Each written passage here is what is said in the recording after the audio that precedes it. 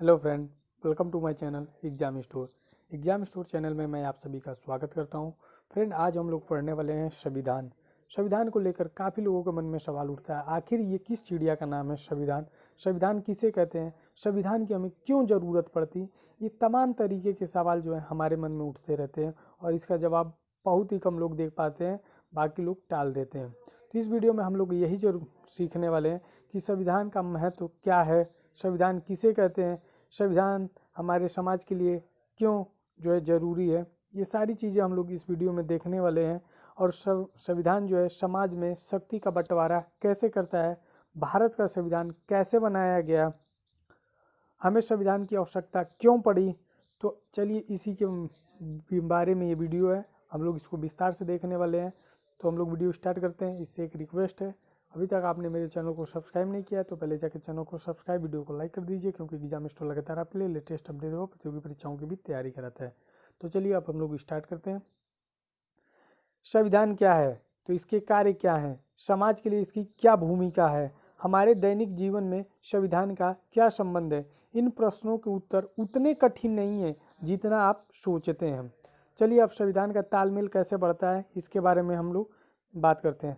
तो फ्रेंड, एक कंपनी है, ठीक है, इस कंपनी में ये मतलब एक ग्रुप है, इस ग्रुप में बहुत सारे मेंबर हैं और यहाँ जितने भी मेंबर हैं वो भिन्न भिन्न समुदाय से हैं। जैसे कोई हिंदू है, कोई मुस्लिम है, कोई सिख है, कोई ईसाई है। उनकी अलग अलग धार्मिक निष्ठाएं हैं, उनमें कुछ हिंदू, कुछ मुसलमान, कुछ ईसाई है। कुछ ऐसे भी किसी धर्म को नहीं मानते हैं, ठीक है फ्रेंड, कोई ऐसा भी है जो किसी धर्म को नहीं मानता है। इनके और वो आधारों में भी भिन्न भिन्न है। वे अलग अलग व्यवसाय करते हैं। मान लीजिए किसी ने कुछ नाई का व्यापार, नाई का व्यवसाय कर लिया है, सब्जी बेचने वाला हो गया, बाकी ये मसाले फॉर्चून की दुकान कर सकता है। यानी भिन्न भिन्न जो है व्यवसाय करते हैं और अलग अलग शौक पाले हैं। इनको गाड़ी चलाने का शौक है, इनको टीवी या सिनेमा मूवी देखने का, तो इनको पबजी खेलने का शौक है, तो इनको PS4 खेलने का शौक है, तो इनको कॉल ऑफ ड्यूटी खेलने का शौक है। तो भिन्न भिन्न गेम खेलने का या भिन्न भिन्न जो भी करने का आप समझ सकते हैं शौक है। सिनेमा से लेकर किताब उनकी अलग अलग पसंद होती है, तो किसी को डांसिंग का, किसी को म्यूजिक का। तो उनमें कुछ जो है धनी है, कुछ क्या होते हैं, धनी होते हैं, हेल्दी होते हैं, वेल्थ होते हैं, और कुछ जो होते हैं गरीब होते हैं, बिल्कुल मिडिल क्लास आदमी की तरह। आप लोगों ने देखा होगा मिडिल क्लास आदमी ना बोल पाता है ना ज़्यादा है, संकोची बहुत होता है मिडिल क्लास आदमी, ठीक है। और कुछ लोग इसमें बूढ़े होंगे और कुछ लोग जवान होंगे। कल्पना करें कि ऐसे समूह के सदस्यों में जीवन के विभिन्न पहलुओं को लेकर विवाद है, जैसे किसी व्यक्ति को कितनी संपत्ति रखने की इजाज़त होनी चाहिए, ठीक है फ्रेंड, क्या सभी बच्चों को स्कूल भेजना अनिवार्य है, यह फैसला माता पिता पे छोड़ देना चाहिए, या इसकी जगह उसे बहुत सारे पार्क बनवाने चाहिए, क्या इस समूह को अपने ही कुछ सदस्यों के विरुद्ध भेदभाव करने देना चाहिए, या भिन्न भिन्न लोग इनमें से प्रत्येक प्रश्न का अलग अलग उत्तर देंगे। उनकी अनेक भिन्नताओं के बावजूद भी इस समूह को एक साथ रहना है। सदस्य अनेकों रूपों में एक दूसरे पर आश्रित है, उन्हें एक दूसरे के सहयोग की क्या होगी, जरूरत होगी। इस समूह को शांतिपूर्वक एक साथ रहने के लिए क्या करना चाहिए। समझ सकते हैं आप लोग फ्रेंड कि बहुत सारे एक समूह है, उसमें बहुत सारे समुदाय के लोग हैं और वो भिन्न भिन्न धर्मों से बिलोंग करते हैं। और किसी को म्यूजिक पसंद है, किसी को कार, किसी को पबजी, किसी को call of duty, PS4, GTA 5, बहुत सारे गेम जो है अलग अलग म्यूजिक, डांसिंग, हेन तेन ललटेन, ये सारे पसंद चीज़ें हैं। उसी में आपको मैं बता देता हूँ। तो ये लोग को जैसे इन लोग के एक मत से ही जो है वो काम चलता है, इस वजह से आपको मैं बता रहा हूँ। इस समूह को लोग एक साथ रह सकते हैं यदि वे कुछ बुनियादी नियमों के बारे में सहमत हो जाए। इस समूह को नियमों क्यों चाहिए, कल्पना करें, आप लोग सोचिए क्यों नियम चाहिए, नहीं तो आपस में क्या लड़ रहे होंगे, कट के लड़ के मर जाएंगे, ठीक है। नियमों के अभाव में क्या होगा, प्रत्येक सदस्य अपने को असुरक्षित महसूस करेगा, क्योंकि कम बुद्धि होगी, कम दिमाग होगा, तो ज़्यादा सोचेगा और फिर डिस्पैच कर देगा, समझ सकते हैं हम। उसे यह मालूम नहीं होगा कि समूह के सदस्य एक दूसरे के साथ कैसा बर्ताव करें और किसका किस चीज़ पर अधिकार है। किसी भी समूह को सार्वजनिक रूप से मान्यता प्राप्त कुछ बुनियादी नियमों की आवश्यकता होती है, जिसे समूह के सभी सदस्य जानते हों, ताकि आपस में एक न्यूनतम समन्वय बना रहे। लेकिन ये नियम जो है केवल पता ही नहीं होने चाहिए, वरन उन्हें लागू भी किया जाना चाहिए। यदि नागरिकों को यह विश्वास न हो कि दूसरे नागरिक भी उन नियमों का पालन करेंगे तो उनके पास भी उन नियमों का पालन करने का कोई आधार नहीं होगा। अगर कोई नियम बनाया जाता है, अगर आप पालन करते हो, दूसरा व्यक्ति नहीं पालन करता है, तो आपके भी मन में लगेगा कि ये नियम नहीं पालन कर रहा है तो मुझे भी नहीं करना चाहिए। ठीक है, तो इसमें सभी को विश्वास हो जाता है और लोग भी इस नियम को पालन करने लगेंगे। अगर आप बड़े हो शहर के, अगर आपने नियम पालन कर दिया तो छोटे लोग भी लगभग देख देख के ही वो भी लोग नियम को पालन करने लगते हैं। तो ये दोनों मसला आपको बताया जा रहा है, क्योंकि ऐसा ना करने पर उन्हें दंड दिया जाएगा। आजकल तो देख ही रहे हैं कि लोग जो है डायरेक्ट हेलमेट वहाँ पहन रहे हैं जब चालान उनका कट जा रहा है, क्योंकि ऑनलाइन चालान कट रहे हैं। जैसे ही आप पहुँचेंगे चौराहे पे, उसके बाद आपका चालान डायरेक्ट आपके घर पे पहुँचेगा। संविधान का पहला काम यह है कि बुनियादी नियमों का एक ऐसा समूह उपलब्ध कराए जिसमें समाज के सदस्यों में एक न्यूनतम समन्वय और विश्वास बना रहे। ठीक है फ्रेंड, क्या बना रहे? न्यूनतम समन्वय और विश्वास बना रहे। सबसे बड़ी चीज होती है ट्रस्ट। अब हम यहाँ पे देखते हैं, ये फ्रेंड आपको मैं बताता हूँ। और तो फ्रेंड, अभी तक अगर वीडियो पसंद है तो प्लीज़ चैनल को सब्सक्राइब, लाइक और शेयर करें। अब देखिए, हम लोग बात करते हैं निर्णय लेने की शक्ति की विशिष्टताएं। संविधान कुछ ऐसे बुनियादी सिद्धांतों का समूह है जिसके आधार पर राज्य का निर्माण और शासन होता है। लेकिन ये बुनियादी नियम क्या हैं और ऐसी कौन सी बात है जो उन्हें बुनियादी बना देती है? पर हाँ, सबसे पहले आपको यह तय करना पड़ेगा कि जिन नियमों के आधार पर समाज का शासन होता है उन्हें बनाएगा कौन। आपके भी मन में उठता है, मैं भी नियम बना सकता हूँ, कानून बना सकता हूँ, आखिर बनाता कौन है? तो इसको हम लोग जानते हैं। आपको क नियम बनाने की इच्छा है लेकिन दूसरे लोग को ख नियम बनाना चाहते हैं। फिर यह कैसे तय किया जाए कि किसकी इच्छा वाले नियम पे हम शासन करें? जिन नियमों के अंतर्गत आप सभी को रखना चाहते हैं वे आपको सर्वश्रेष्ठ लग सकते हैं, लेकिन दूसरे लोगों को लगता है कि उनके द्वारा सुझाए गए नियम सर्वश्रेष्ठ हैं। ठीक है फ्रेंड, आपके मन में भी लगता है कि मैं जो नियम बना रहा हूँ वो काफ़ी बेनिफिशियल है, और दूसरा जो बना रहा है उसको लग रहा है कि मेरा जो नियम है वो काफ़ी अच्छा है। तीन सब मतभेदों में किसका नियम जो है सर्वश्रेष्ठ माना जाएगा? अब चलिए इसी को हम लोग यहाँ पे देखते हैं। इस विवाद को कैसे सुलझाया जाए कि अतः यह निर्णय करने से पहले कि हमारे समूह को किन नियमों में शासित होना है, हमें वास्तव में यह तय करना पड़ेगा कि उन नियमों को बनाएगा कौन। संविधान इस प्रश्न का भी उत्तर देता है। वह समाज में शक्ति के मूल वितरण को स्पष्ट करता है। संविधान यह तय करता है कि कानून कौन बनाएगा। इस प्रश्न का उत्तर सैद्धांतिक रूप से कई प्रकार से दिया जा सकता है। राजतंत्र में कानून का निर्माण राजा करता है। ठीक है फ्रेंड, राजतंत्र में जो कानून का निर्माण होता है कौन करता है? राजा करता है। जबकि कुछ संविधान जैसे पुराने सोवियत संघ के संविधान में निर्णय करने का अधिकार केवल एक पार्टी को दिया गया है।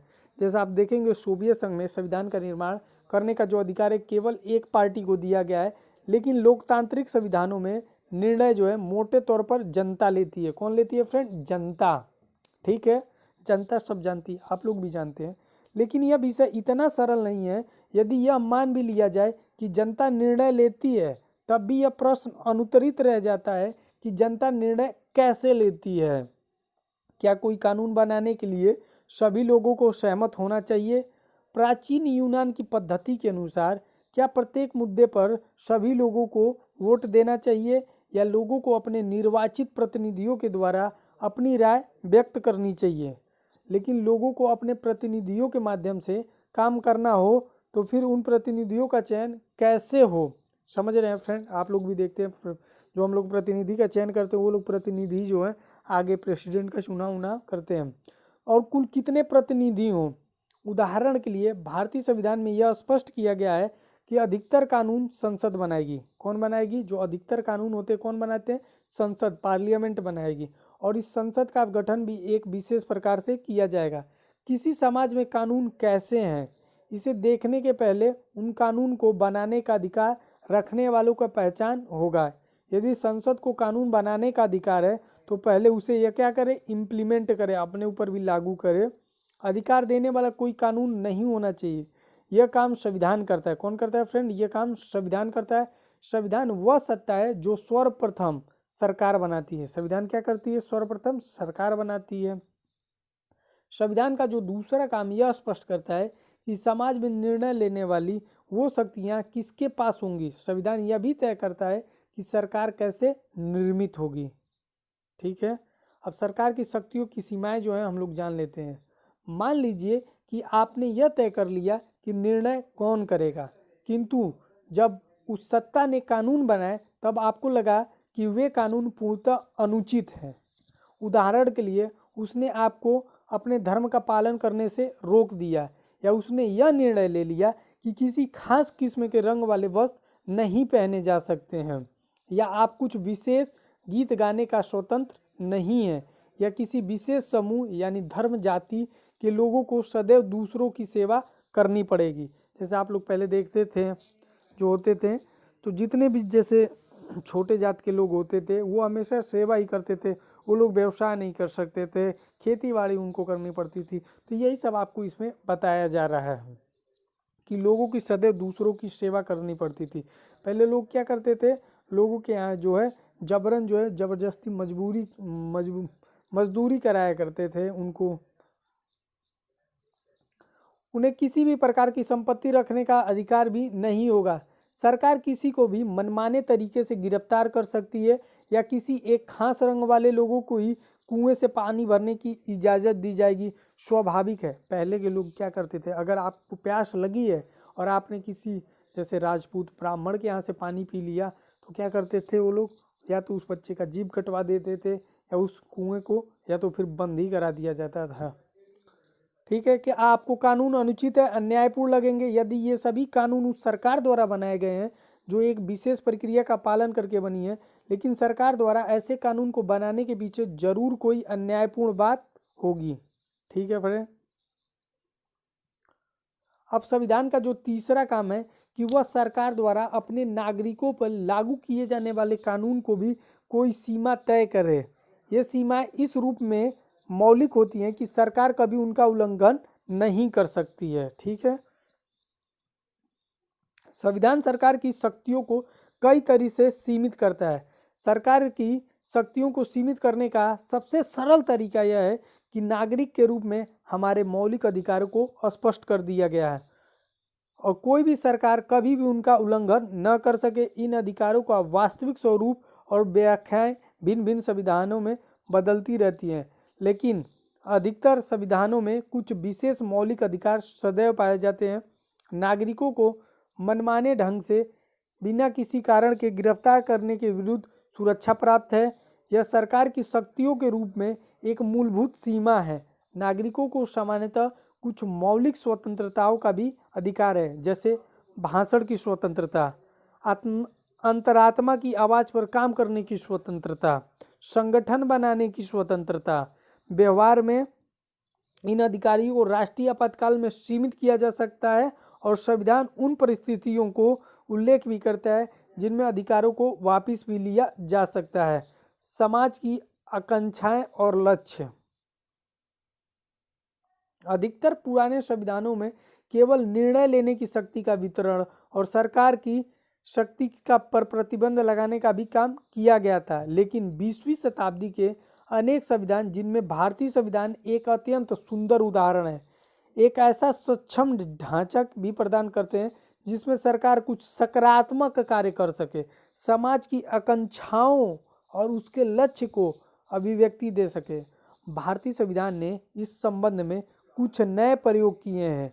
जिन समाजों में नाना प्रकार की असमानताओं की गहरी खाइयां हैं, वहाँ केवल सरकार की शक्तियों पर प्रतिबंध लगाना ही पर्याप्त नहीं, वरन वहाँ सरकार को समर्थ और शक्तिशाली भी बनाना पड़ेगा, जिससे वह असमानता और गरीबी के विभिन्न रूपों से निपट सके। समझ रहे हैं फ्रेंड? उदाहरण के लिए भारत की आकांक्षा है कि हम एक ऐसा समाज बनाएं जिसमें जातिगत भेदभाव न हो। ठीक है, आजकल आप खुद ही देख रहे हैं जाति का कितना भेदभाव, ये निचली जाति का, ये उच्च जाति का है तो ये इसको टच कर नहीं कर सकता है, यानी जो है छुआछूत की भी भेदभाव होती है निचली जाति से।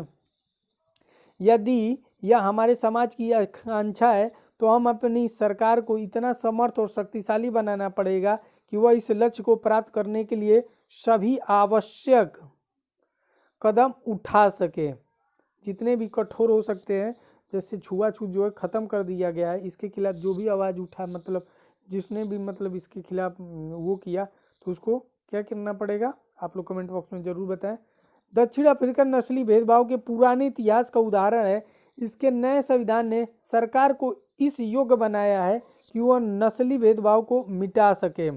वास्तव में एक संविधान अपने समाज की आकांक्षाओं का पिटारा है। उदाहरण के लिए भारत में संविधान निर्माताओं की इच्छा थी कि समाज के प्रत्येक व्यक्ति को बुनियादी भौतिक चीज़ें और शिक्षा सहित वह सब कुछ मिलना चाहिए जिसके आधार पर वह गरिमा और सामाजिक आत्मसम्मान से भरा हुआ जीवन जी सके। भारतीय संविधान सरकार को वह सामर्थ्य प्रदान करता है जिससे वह कुछ सकारात्मक लोक कल्याणकारी कदम उठा सके और जिन्हें कानून की मदद से लागू भी किया जा सके। जैसे जैसे हम भारतीय संविधान को पढ़ते हैं, हमें पता चलता है कि ऐसा सामर्थ्य प्रदान करने वाले प्रावधानों को हमारे संविधान की प्रस्तावना का समर्थन प्राप्त है और ये संविधान के मौलिक अधिकारों वाले भाग में पाए जाते हैं। ठीक है फ्रेंड, मौलिक अधिकार के। अब संविधान का चौथा काम यह है कि सरकार को ऐसी क्षमता प्रदान करे जिससे वह जनता की आकांक्षाओं को पूरा कर सके।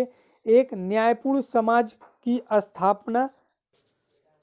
तो संविधान का चौथा काम यह है कि वह सरकार को ऐसी क्षमता प्रदान करे जिससे वह जनता की आकांक्षाओं को पूरा कर सके और एक न्यायपूर्ण समाज की स्थापना के लिए उचित परिस्थितियों का भी निर्माण कर सके। अब हम लोग यहाँ से देखते हैं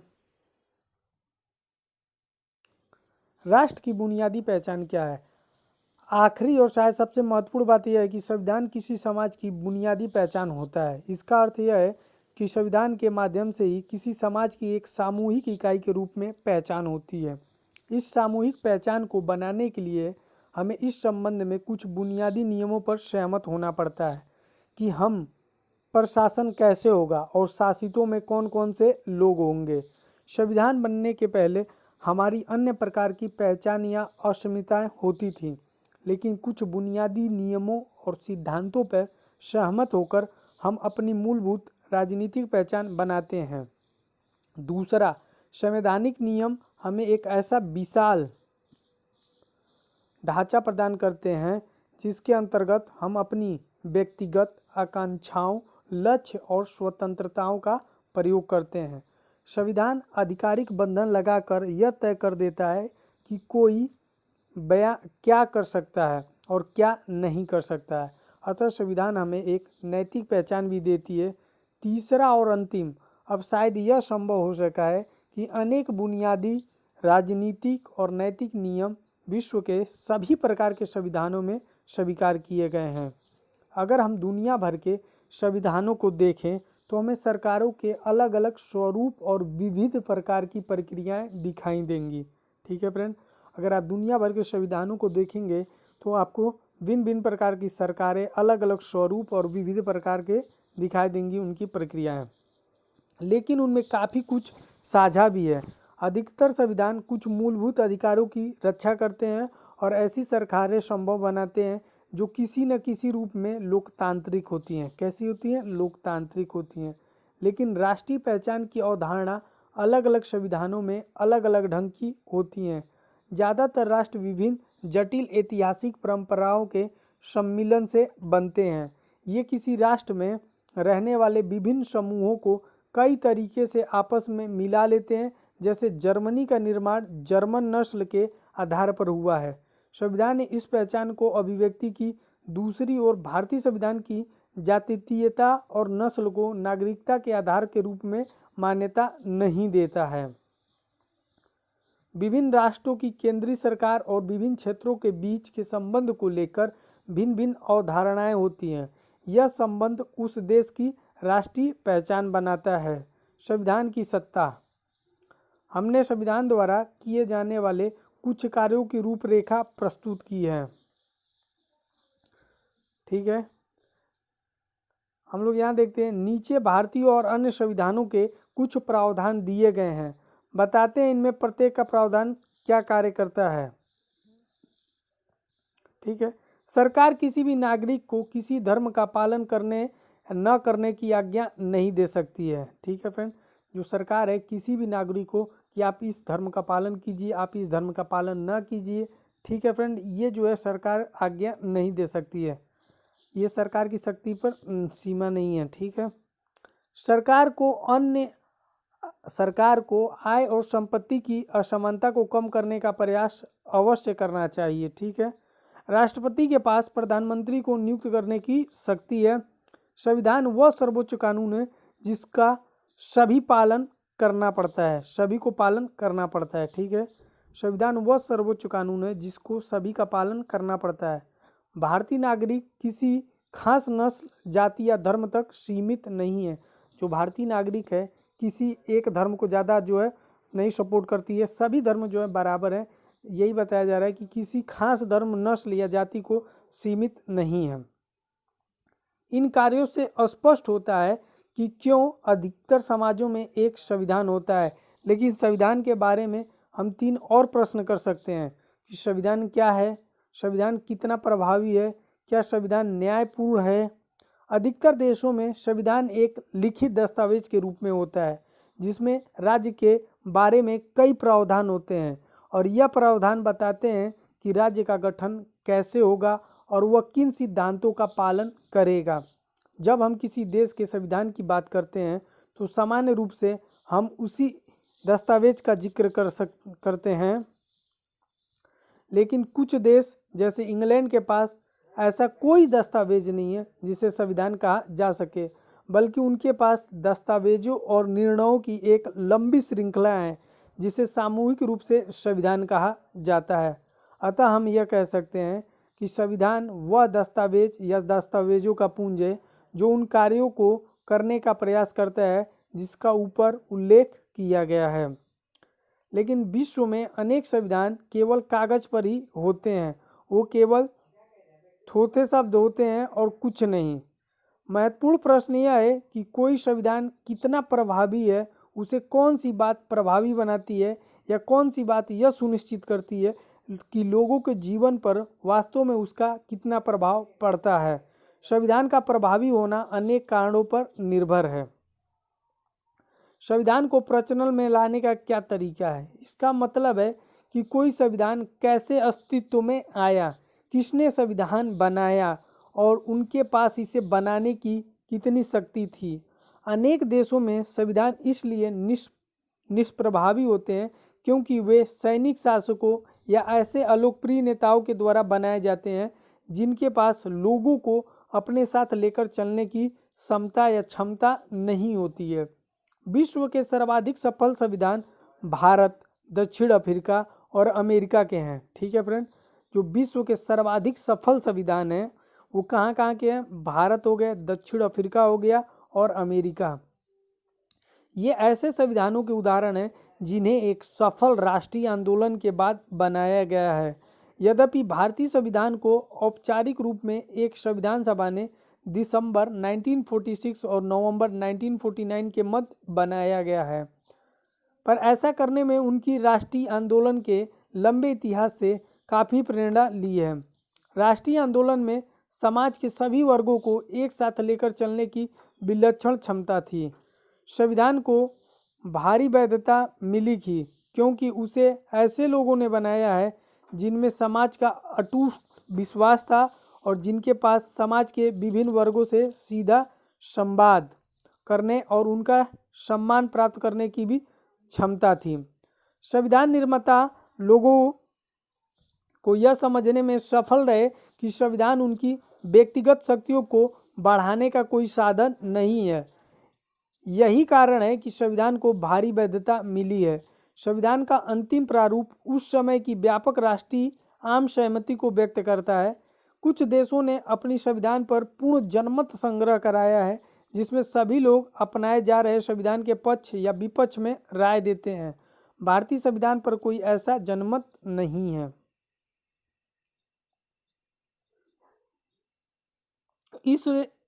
इसे लोगों की ओर से प्रबल शक्ति प्राप्त थी क्योंकि यह बहुत ही लोकप्रिय नेताओं की सहमति और समर्थन पर आधारित था और लोगों ने उसके प्रावधानों पर अमल करके उसे अपना लिया। अतः संविधान बनाने वालों का प्रभाव और यह बहुत ही लोकप्रिय नेताओं की सहमति और समर्थन पर आधारित था और लोगों ने उसके प्रावधानों पर अमल करके उसे अपना लिया। अतः संविधान बनाने वालों का प्रभाव भी एक हद तक संविधान की सफलता की संभावना सुनिश्चित करता है। संविधान के मौलिक प्रावधान क्या होते हैं? एक सफल संविधान की यह विशेषता होती है कि वह प्रत्येक व्यक्ति को संविधान के प्रावधानों का आदर करने का कोई कारण अवश्य देता है। उदाहरण के लिए, जिस संविधान में बहुसंख्यकों को समाज के अल्पसंख्यकों समूह का उत्पीड़न करने की अनुमति दी गई हो, वहाँ अल्पसंख्यकों के पास कोई कारण नहीं होगा कि वे संविधान के प्रावधानों का आदर करें। कोई संविधान अन्य लोगों की तुलना में कुछ लोगों को ज़्यादा सुविधाएं देता है या सुनियोजित ढंग से समाज के छोटे छोटे समूह की शक्ति को और मजबूत करता है, तो उसे जनता की निष्ठा मिलनी बंद हो जाएगी। यदि कोई समूह यह महसूस करे कि उसकी पहचान को दबाया जा रहा है, तो उसके पास संविधान को मानने का कोई कारण नहीं होगा। कोई भी संविधान खुद से न्याय के आदर्श स्वरूप की स्थापना नहीं करता है, लेकिन उसे लोगों को विश्वास दिलाना पड़ता है कि वह बुनियादी न्याय को प्राप्त करने के लिए ढांचा उपलब्ध कराता है। फ्रेंड, यहाँ से मैं आपको कुछ और दिखाना चाहता हूँ। नेपाल के संविधान के बारे में हम लोग थोड़ा सा पढ़ लेते हैं। यहाँ से संविधान बनाना कोई आसान और सुगम काम नहीं है, क्योंकि भारतीय संविधान को बनाने में लगभग 2 वर्ष 11 माह 18 दिन का समय लगाता है। लगभग 3 साल के आसपास, 3 साल में 12 दिन या 12 दिन कम थे। ठीक है फ्रेंड, तो संविधान बनाना कोई आसान और सुगम काम नहीं होता है। नेपाल संविधान बनाने की एक जटिल प्रक्रिया का उदाहरण है। 1948 के बाद नेपाल में 5 संविधान बनाए जा चुके हैं। 1948, 1951, 1959, 1962 और 1990 में, लेकिन ये सभी संविधान नेपाल नरेश द्वारा प्रदान किए गए हैं। 1990 में संविधान द्वारा बहुदलीय लोकतंत्र की शुरुआत की गई, पर अनेक क्षेत्रों में नरेश के पास अंतिम शक्तियां बनी रही। पिछले 10 वर्षों में नेपाल में देश की सरकार और राजनीतिक की पुनर्संरचना के लिए सशस्त्र राजनीतिक आंदोलन चल रहा था। उसमें प्रमुख मुद्दा यही था कि संविधान में राजा की भूमिका क्या होनी चाहिए। नेपाल के कुछ समूह राजतंत्र नामक संस्था को ही खत्म करने और नेपाल में गणतांत्रिक सरकार की स्थापना के पक्ष में थे। कुछ लोगों का मानना था कि राजा की सीमित भूमिका के साथ संवैधानिक राजतंत्र का बना रहना उपयोगी रहेगा। स्वयं राजा भी शक्तियों को छोड़ने के लिए तैयार नहीं था। राजा ने अक्टूबर 2002 में समस्त शक्तियों को अपने हाथ में ले लिया। बहुत सारे राजनीतिक दल और संगठन एक नए संविधान सभा के गठन की मांग कर रहे थे। नेपाली कम्युनिस्ट पार्टी माओवादी जनता द्वारा चुनी गई संविधान सभा के संघर्ष में सबसे आगे थी। अतः जन प्रदर्शन के दबाव के सामने झुकते हुए राजा को एक ऐसी सरकार बनवानी पड़ी जो आंदोलनकारी दलों को स्वीकार्य थी। इस सरकार ने राजा की लगभग सभी शक्तियां छीन ली। अब सभी पक्ष यह तय करने की कोशिश कर रहे हैं कि एक संविधान सभा का गठन किस प्रकार होगा। संघ या राज्यों की सरकार के कर्मचारियों द्वारा सैन्य कानून के दौरान या कानून व्यवस्था बनाए रखने के लिए कुछ कार्य किए जाते हैं। आर्टिकल 33 और 34 संसद को यह अधिकार देता है कि ऐसे कार्यों के लिए वह कर्मचारियों का संरक्षण कर सके। इस प्रावधान में संघ सरकार की शक्ति और भी बढ़ जाती है और सैन्य बल विशेष शक्ति कानून इन्हीं प्रावधानों के आधार पर बना है। ठीक है फ्रेंड, कई अवसरों पर इस कानून के कारण लोगों और सैन्य बलों के बीच तनाव भी उत्पन्न होता है। अब हम आ जाते हैं वापस फिर अपने पॉइंट पे। आप इस विचार को प्रयोग में लाएं। स्वयं अपने से यह प्रश्न पूछिए, समाज के कुछ बुनियादी नियमों में ऐसी कौन सी चीज़ें होनी चाहिए जिनसे सभी लोगों को उन्हें मानने का एक कारण मिल सके। कोई संविधान अपने सभी नागरिकों की स्वतंत्रता और समानता की जितनी अधिक सुरक्षा करता है, उसकी सफलता की संभावना उतनी ही बढ़ जाती है। मोटे तौर पर कहें तो क्या भारतीय संविधान प्रत्येक नागरिक को एक ऐसा कारण देता है जिससे वह उसकी सामान्य रूपरेखा का समर्थन कर सके। इस पुस्तक को पढ़ने के बाद आपका इस प्रश्न का हाँ में उत्तर देने की स्थिति को होना चाहिए। ठीक है फ्रेंड, अब हम लोग यहाँ पढ़ते हैं संस्थाओं को संतुलित रूपरेखा। संविधान को जनता नहीं प्राय एक छोटा समूह ही नष्ट कर देता है, क्योंकि वह अपनी शक्तियों को बढ़ाना चाहता है और ढंग से बनाए संविधान के शक्तियों को इस प्रकार बांट दिया जाता है जिससे कोई एक समूह संविधान को नष्ट न कर सके। संविधान की रूपरेखा बनाने की एक कारगर विधि यह सुनिश्चित करना है कि किसी एक संस्था का सारी शक्तियों पर एकाधिकार न हो। ऐसा करने के लिए शक्ति को कई संस्थाओं में बांट दिया जाता है। उदाहरण के लिए भारतीय संविधान शक्ति को एक समान धरातल पर विधायिका, कार्यपालिका और न्यायपालिका जैसी संस्थाओं और स्वतंत्र संवैधानिक निकाय जैसे निर्वाचन आयोग आदि में बांट देता है। इससे यह सुनिश्चित हो जाता है कि यदि कोई एक संस्था संविधान को नष्ट करना चाहे तो अन्य दूसरी संस्था उसके अतिक्रमण को नियंत्रित कर लेगी। अवरोध और संतुलन के कुशल में प्रयोग ने भारतीय संविधान की सफलता सुनिश्चित की थी। संस्थाओं की रूपरेखा बनाए में इस बात का भी ध्यान रखा जाता है कि उसमें बाध्यकारी मूल नियम और प्रक्रियाओं के साथ अपनी कार्यपालिका में लचीलापन का भी संतुलन होना चाहिए, जिससे वह बदलती आवश्यकताओं और परिस्थितियों के अनुकूल अपने को ढाल सके। ज़्यादा कठोर संविधान परिवर्तन के दबाव में नष्ट हो जाते हैं और दूसरी ओर यदि संविधान अत्यधिक लचीला है तो वह समाज को सुरक्षा और पहचान न दे सकेगा। सफल संविधान प्रमुख मूल्यों की रक्षा करने और नई परिस्थितियों के अनुसार स्वयं को ढालने में एक संतुलन रखता है। आप भारतीय संविधान निर्माताओं की समझदारी को नए अध्याय में हम लोग महसूस करेंगे, जिसमें भारतीय संविधान एक अत्यंत जीवंत दस्तावेज की संज्ञा दी गई है। अपने प्रावधानों में परिवर्तन की संभावना है और एक हद तक ठोस रूप की संतुलन बैठकर संविधान सुनिश्चित करता है कि वह दीर्घायु होगा, जनता का आदर प्राप्त करेगा। इस व्यवस्था से यह भी सुनिश्चित हो जाता है कि कोई भी वर्ग या समूह अपने बलबूते संविधान को नष्ट नहीं कर सकेगा। तो फ्रेंड, आज के लिए बस इतना ही, फिर मिलते हैं नेक्स्ट वीडियो में। तब तक के लिए गुड बाय, टेक केयर, जय हिंद दोस्तों, लव यू ऑल।